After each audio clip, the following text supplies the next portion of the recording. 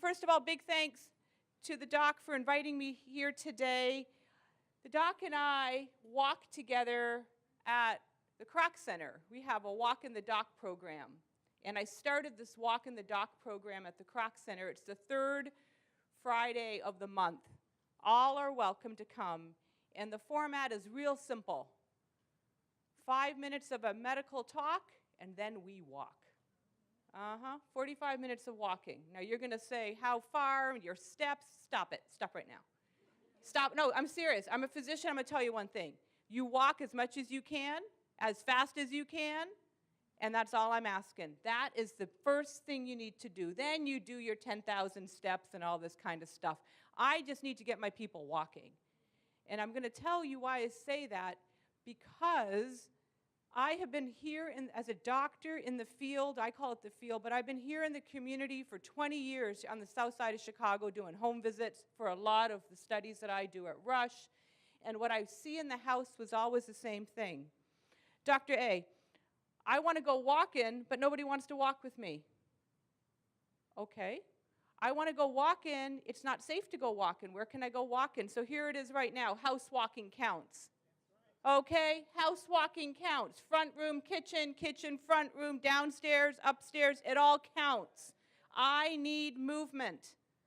And the other thing is, walk is equal to exercise, so you don't get all psyched out that it doesn't mean anything. That is the biggest thing that in medicine, what I've noticed is people just, they don't feel that they're making progress with a lot of things. So you heard right, and I've been listening really carefully to all the speakers, and I'm trying to bring in a couple things from the medical point of view, what the speakers were saying, because it's linking really well. So, Corey with a K, she started it off with going to a funeral. Another funeral for her to go to about relatives and health and conditions, and she's seeing another person now has passed, only reinforcing to her, not me. Not me. So that's what it's taken for her to stay on track, is frankly her people dying.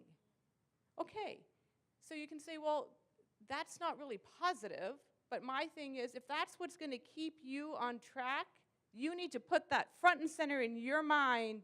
This is what happened to so-and-so, not me. And it's up here in the mind, okay? Our second speaker, Miss Ruby, was talking about a lot of things about staying in a job that she should have been staying in and getting out and then opening herself up to a better calling. What is that all about? You know what that's all about? Is reducing her stress. Now, you're going to say, Doc, we all have stress. I got stress, you got stress, we all got stress. There's stress on Ashland right now. We got stress. I know the hood. There's stress. Okay, but here's the thing. I want you to understand it this way. When you have stress and you say, oh, you know that stress that I have, everyone's got stress, I'm going to tell you there is something going on in your body when you have stress. There's a chemical called cortisol.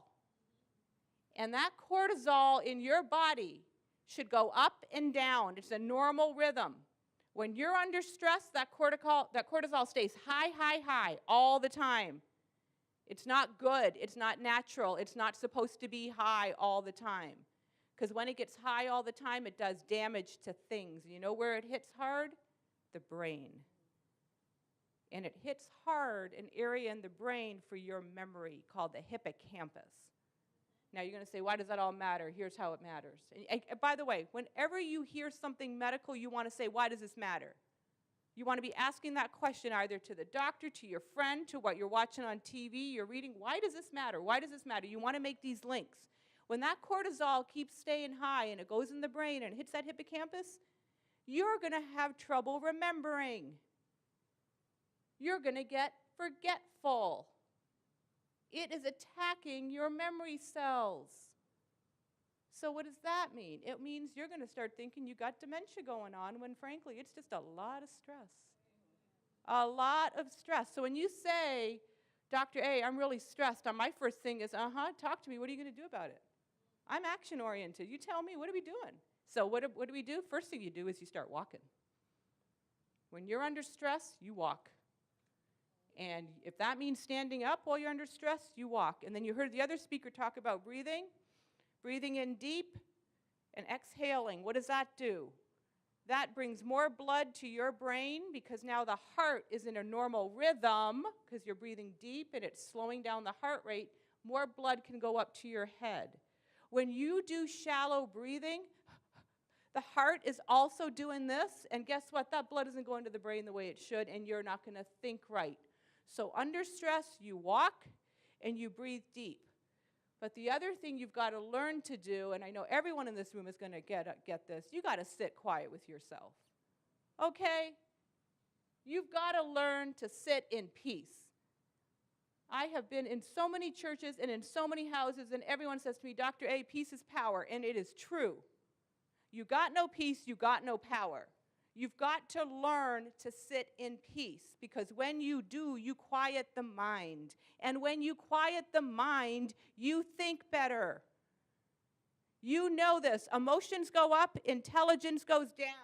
You know this. You will not make a good decision when you're all fired up and when you're all irritated. So you've got to calm this down. So when I was sitting here seeing my people in the houses and they were talking to me about stress, and they're talking to me about, Dr. A, so-and-so had a heart attack. You heard about heart disease. So-and-so had a stroke. My first thing was, well, did you know it was a stroke? So what are the signs of stroke? Anyone know what the signs of stroke are? Yep, face weakness. She just said the acronym. FAST. Everyone's going to get one of these cards when I'm done, and you're going to keep it in your wallet. And you're going to keep it on you, on person. So when something happens, you're going to look at it, but you're right. Face is weak, droopy, like this, okay? Arm, A is for arm. Arm is weak. So I'm going to show you what happens with the stroke. When somebody's having a stroke, when you put your arms up, one of the hands can go just turning like that. Doesn't even have to go down. It starts like that. See that? And it gets droopy. And then it spreads, and then it goes down. That's important to know. Because most strokes are starting with that arm going like that finger, that hand going. The next thing is S is for speech, slurred speech, slurring your words.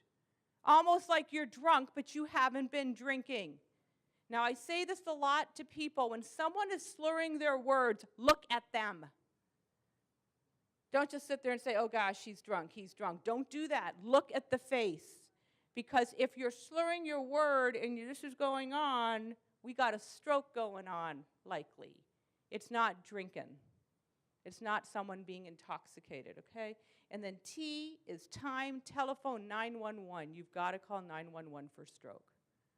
So when I was doing in the field, and I'm walking in the field, and I'm in the houses, people would say to me, Dr. A, Grandma had a stroke, but she didn't call 911. Nobody called 911. And I'm like, did you know down the street from where you stay at, there's a stroke center? And they know what to do for stroke really fast. They know what to treat. They know how to treat it. Nobody knew what a primary stroke center was. In my area, it was 95th and Western. That's my area, Morgan Park, Washington Heights.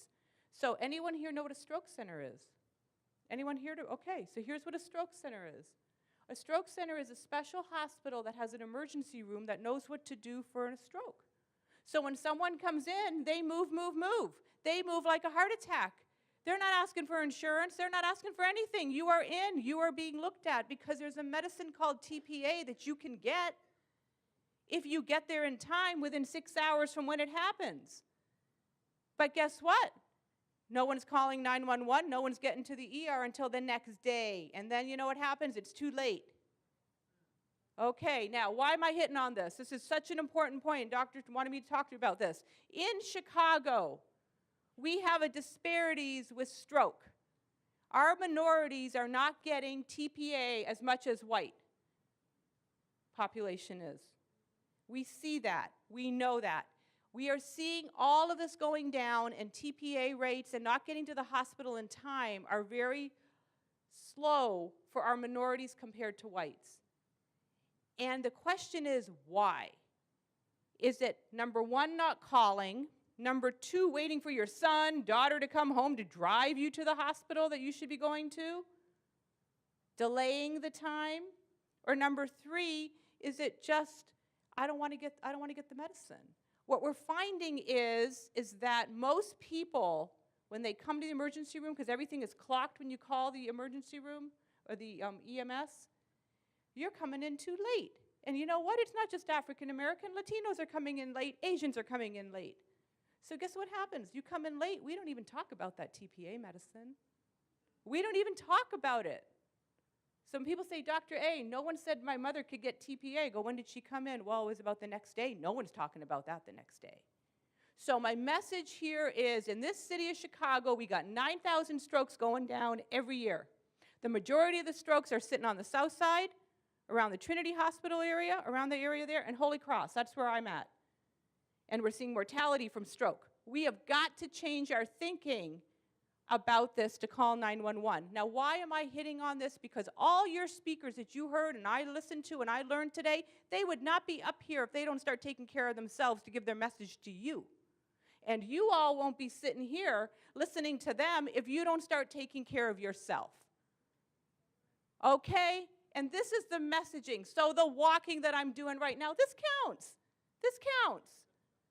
No, I want you to say that to yourself. This counts. Well, why are you pacing around? I'm not pacing, I'm walking. That's what I'm doing, I'm walking. You go into a big box store, you go to Sam's up here, you go on Western, you go up to Sam's. I don't care where you go, you take that cart and you walk around the whole store one time before you shop. I do it with every big box store. My kids know Mom's doing her lap. I'm doing my lap. I'm not shopping, I'm not putting anything in the cart, I'm just walking with the cart. That's what I'm doing. And now we're going to go shopping. I had a cabbie. I had to go to Indy yesterday. The cabbie took me to where I had to go. I was talking to him in the car from the airport to where I had to go. I said, so what's been going on since you've been driving a cab? Blood pressure's going up, sugar's going up, everything's going up. I go, do you feel healthy? He said, no. I said, you know what I told him? You're dropping me off at the hotel. You do a lap around your cab, go to the parking lot and walk around before you take your next fare. I need everyone to walk because walking is the #1 thing you can do to bring down your risk for having a stroke. You know why? Because it brings your pressure down when you walk.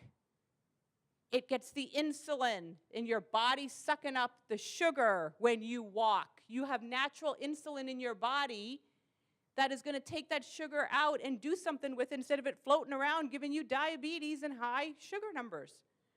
That's what walking does. It keeps your muscles strong. Now you're going to say, my knees hurt, my hips hurt. Okay, how fast are you walking? I don't care, just walk.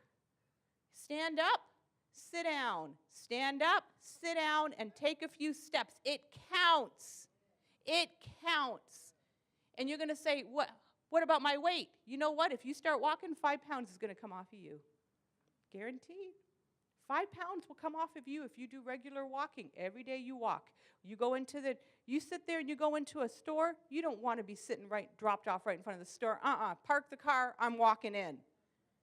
Park the car, I'm walking out. Even here, coming in here today, when I came in, I did my walk. People in the back were setting up, I did my walk. I need you to do this because I'm worried about stroke. The disparities from stroke are so high in the African American community that it is enough now.